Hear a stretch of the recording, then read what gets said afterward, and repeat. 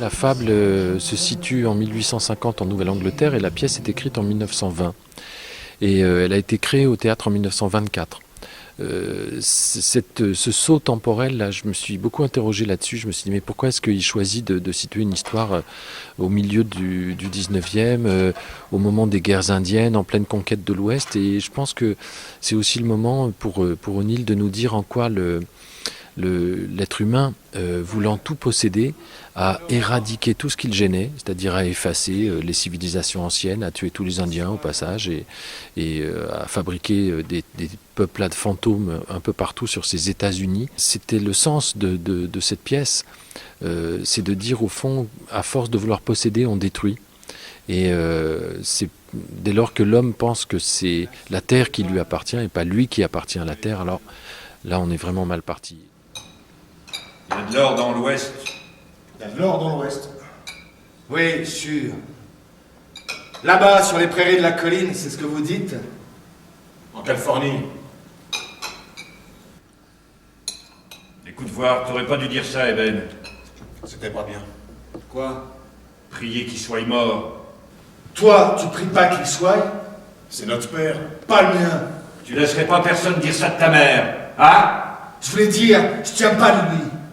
Je suis pas comme lui, il est pas moi. Attends d'être à son âge. Je suis ma mère. Jusque la dernière goutte. Avec moi ici, mais elle était bonne.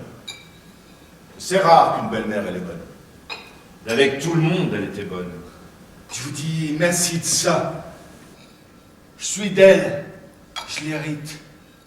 Il fuit cette espèce d'oppression voulue par le père. La figure du père est une figure terrible, écrasante, oppressante et complètement destructrice elle aussi. C'est pas pour rien, hein. Il a eu 3 femmes, il y en a 2 qui sont mortes, une qui va finir très mal. Donc ce père est un personnage terrible. Mais la pièce est une métaphore aussi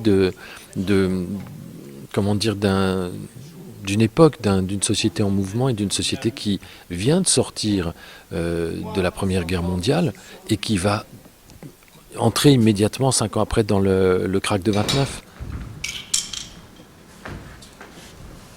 Quelque chose. C'est quoi ça, quelque chose? Je sais pas. Peut-être bien ce qui te mènerait en Californie? Oh, je vous ai entendu. Mais au Champ d'Or, sûr, jamais vous irez. Oh, que tu dis. Où vous trouverez de quoi? On peut aller à pied. Ça fait un bon bout, la Californie. Mais si tu raconterais l'un après l'autre tous les pas qu'on a fait dans cette ferme, t'aurais assez pour aller dans la lune. Les Indiens dans les plaines, ils vous scalperont. Ça sera peut-être bien scalp pour scalp. Mais c'est pas ça, jamais vous irez. Vous resterez ici, attendre votre partage. Toujours à penser qu'il sera bientôt mort. C'est la deuxième scène qu'on a vue avec l'arrivée de Stéphanie qui joue Abby, qui est la 3e femme de Ephraim Cabot et qui avec elle amène, j'allais dire, la passion amoureuse pour le jeune garçon, pour Eben. D'une certaine manière, elle va embraser les cœurs et elle va embraser tout ce domaine. Ça va être un peu elle qui allume l'incendie dans les cœurs et dans la maison. Sans le vouloir du tout, la pauvre, parce qu'elle aimerait bien construire une vie, avoir un enfant, être heureuse et puis tout simplement vivre l'amour auquel elle a le droit comme tout le monde.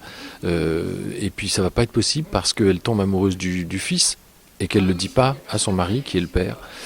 Et évidemment, cette situation un peu presque incestueuse, ils vivent sur une terre très aride, très peu fertile, et c'est un travail énorme que le père a fait depuis qu'il est arrivé dans cette région où l'histoire se passe pour essayer de faire fleurir, pousser quelque chose et gagner leur vie. Donc ils ont beaucoup de travail dans les bras, dans les jambes et entre eux. Et c'est ça qui les oppose, c'est comment gérer la question de l'héritage.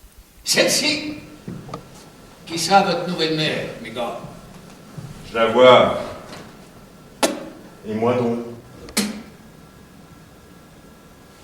Bon, je vais faire un tour dans ma maison. Sa maison. Eh ben, est dedans. Vaudrait mieux voir à pas trop dire que c'est votre maison. Eben? Ben, j'y dirais, moi, Eben. N'en fais pas de cas d'ébène, c'est un gobelin, comme sa mère. Doux comme Godiche. Ah, il tient bien de vous. Tout votre portrait craché, dur comme du noyer noir.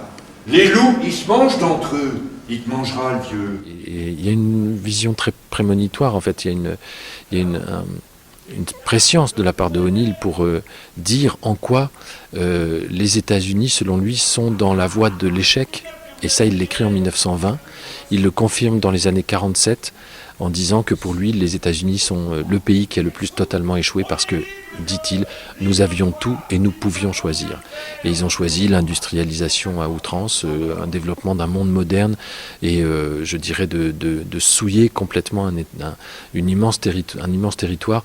Et aujourd'hui, si on y pense, O'Neill a peut-être eu complètement raison de tenir ce discours, de dire mais attention, on va droit vers l'échec si on veut posséder, si on veut dominer notre planète, notre environnement, notre nature et pas vivre avec notre nature, on est dans l'erreur. Et voilà ce qui se passe aujourd'hui. La soif de l'or. L'or coupable et facile de la Californie. C'est ça qu'il vous en faut. Si on t'en envoyait de l'or coupable, tu cracherais dessus, coupable toi-même, Alors, c'est pas qu'en Californie qu'il y en a. et de l'or bien plus coupable. On va voyager sur la mer. Vive ma malédiction sur vous. Prends-la dans ton retour. Je vous ferai lier à l'asile. Vieux rat d'avare, adieu. Vieux rat de vampire, adieu. Filez dans mon cul. Et doit aller dans la salle, la mère. Bien sûr. Que je mette la main sur vous. Je vous crasse en poussière d'os. Je suis parti sur un bateau blanc pour passer l'océan. Et quand je repensais au pays, je regrettais d'être parti. Oh, Californie, j'ai trouvé le bon pays. Et v'là que je m'en vais en Californie avec un peu d'amis.